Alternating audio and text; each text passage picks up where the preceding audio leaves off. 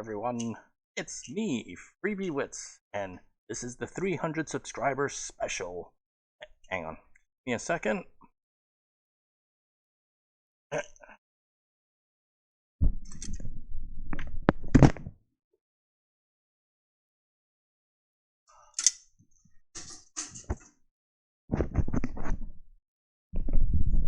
Hello everyone, this is Freebie Wits with the 300 subscribers special.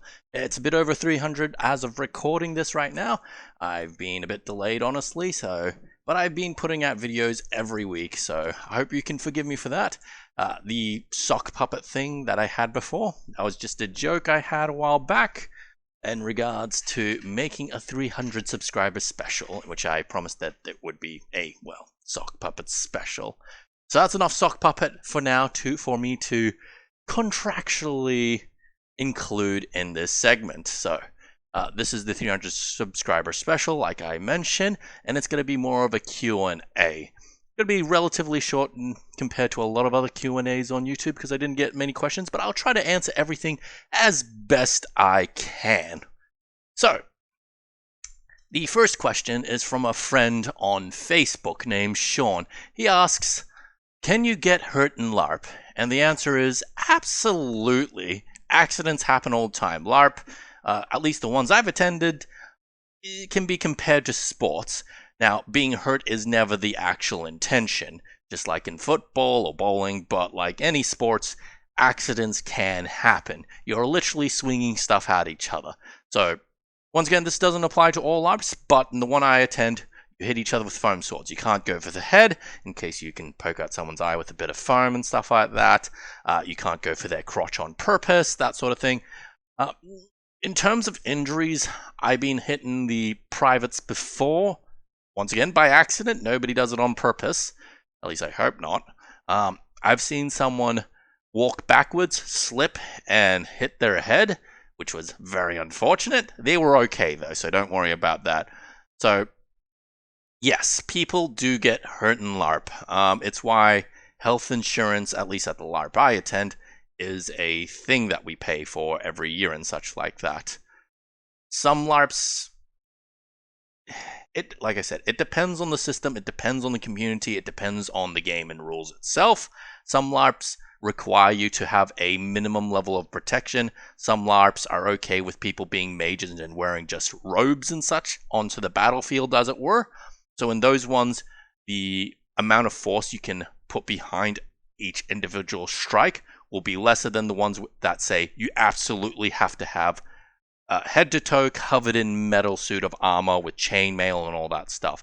And in some of those LARPs, they actually use metal weapons, blunted, mind you, because they don't actually want to kill anyone. But injuries, like I said, can happen, even though it's never actually the point of LARP itself.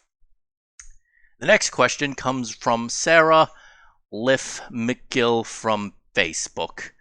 And their question, I should say, is how do you make sure new people feel welcome as they learn all the things?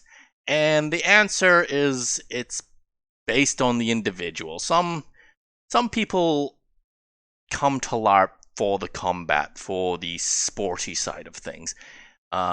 Some people come to LARP because they love the outfits. Some people come to LARP just because their friend is there and they're not too interested in the actual game itself. The answer to this on how you make people feel welcome is that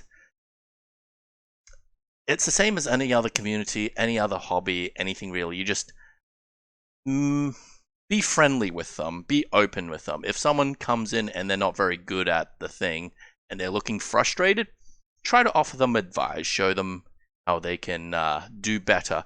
If they're not doing so well, but they're still having a blast, that's less of a concern.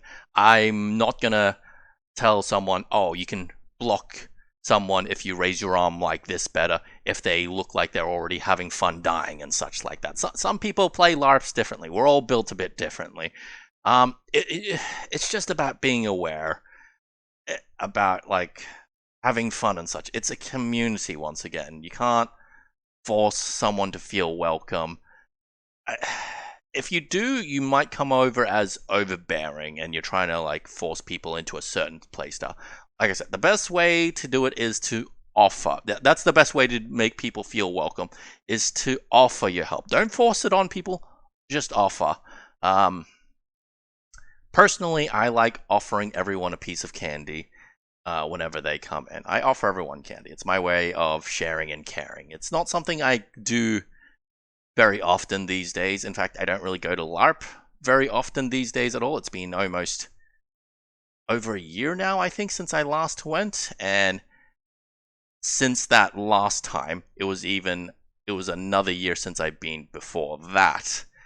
Just because of COVID and stuff, and how I work in a place where everyone's very vulnerable to the virus. So even if I catch it, I'll be fine. I'm triple vaxxed and all that stuff. I'll be pretty much fine with getting COVID. But the problem is I could potentially spread it onto other people who would not be fine. So that's why I haven't LARPed myself in so long. But anyway, so back to how to make people feel welcome. Like I said, offer them snacks. Don't force it on them. Invite them to specific activities. Just because you've invited them to LARP doesn't mean there aren't sub-activities within LARP. Invite them on an adventure. Invite them into a battle plan. Make them part of the planning process. Invite them to a duel. Invite them to be part of the story. Like I said, it's a community thing. Just talk to them, communicate. No one likes to be ignored and such like that. Some people like to be left to their own devices. LARP can be a bit overwhelming, so it's not for everyone in terms of leaving them alone and such like that. Some people like direction, so try to gauge where they're at. Try not to focus on your own thing too much, and just help them as much as you can. Obviously not ignoring your own health and happiness in the meantime, but just be friendly is my point. So next question is from someone named Robolo42, and I hope I pronounced that correctly. In fact, I hope I pronounced all the names correctly. From Space Battles, a forum that I visit and post on a lot. His question is, do you engage in this for fun and entertainment on your part, or is this something you've just always wanted to do? How or why did you get into this, mate? So, the cop-out answer is I've always been a LARPer ever since I was a kid. I've run around in the playground pretending to be a Power Ranger. I've run around in the playground playing cops and robbers.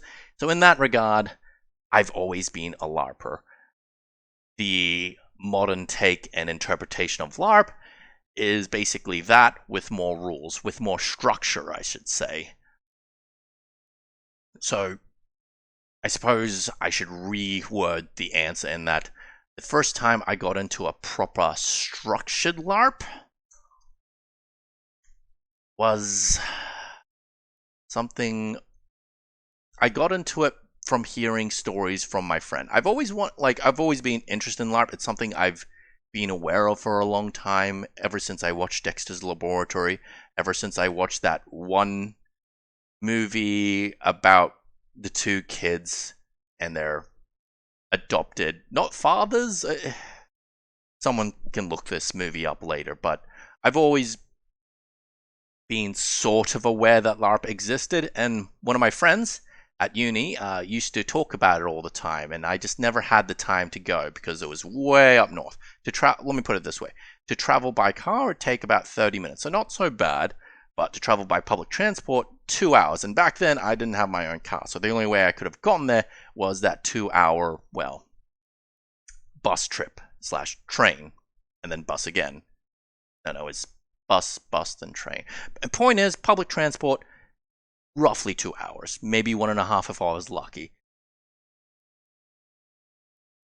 Anyways, I used to hear stories about LARP all the time. I used to ask him lots of questions, and eventually, the stars aligned, I guess. I got a bit too into it at first, in that I decided to throw hundreds of dollars at a suit of armor. This is not what I recommend you do at all. I spent over hundreds of dollars on a suit of armor and went to LARP, and I had an absolute blast. The reason why I don't recommend anyone doing this is because if you spend all that money on your suit of armor and find that the community's not for you, then you would have wasted all that money for, nothing.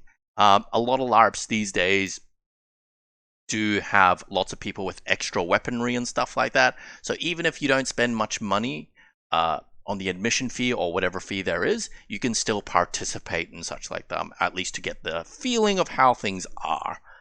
Once again, depending on how things are structured, you could, in theory, play a mage, which doesn't require much money and an investment to have compared to a full plate of, well, plate mail and such like that.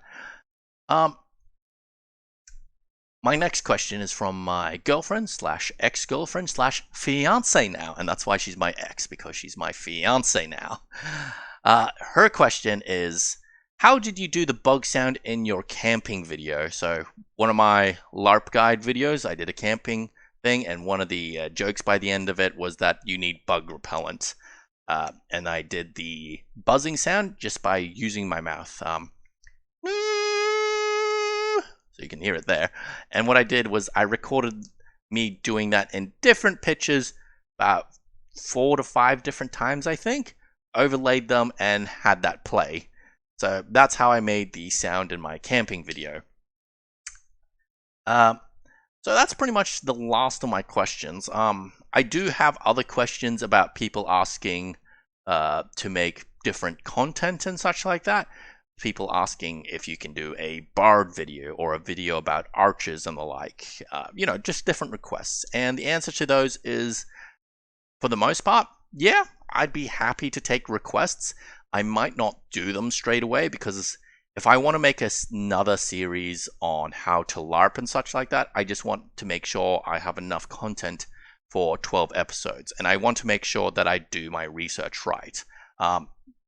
Playing a warrior, well, you saw my helmet, so I sort of have enough experience with that. Playing a rogue, a bit less, but I play with people who are rogues themselves, so I managed to question some of them, just double check things, just general research on the internet. And of course, I learned things from osmosis, just from observing people playing rogues and like. Same thing with mages. I've played an NPC who's been a rogue and mage before, so I sort of have some in-depth, well, I wouldn't say in-depth, personal experience. For the most part, my guides to LARP aren't too in-depth, so I feel being very broad with the advice is honestly fine. And some of the information is kind of false, but it's obviously false, a bit sarcastic here and there. Very silly stuff. You're not supposed to take it too seriously. But yes, I'm more than happy to take requests at any time. It gives me a bit of brainstorm. Honestly, if I run out of ideas for that sort of thing for videos, I just like to default to drawing and talking, where I take requests to draw someone's character and I talk about it while sketching them and such like that. Or I just play a video game and just vomit out my thoughts, essentially. It's a stream of consciousness for a lot of my videos. So those are very easy to do for me. And that's all the questions for now. If I have any more questions in the future, I'll collate, compile, and maybe do another video like this. If there's any interest in it, I'll do some more. Anyways, that's my 300 subscriber special. Well, 310 as of this recording. And I thank you all for making this possible. I appreciate the subs, the comments, the likes, all that stuff. And I hope I can continue to do this. It's been fun. And as they say, well, as I say, I should say, or everyone says, bye-bye.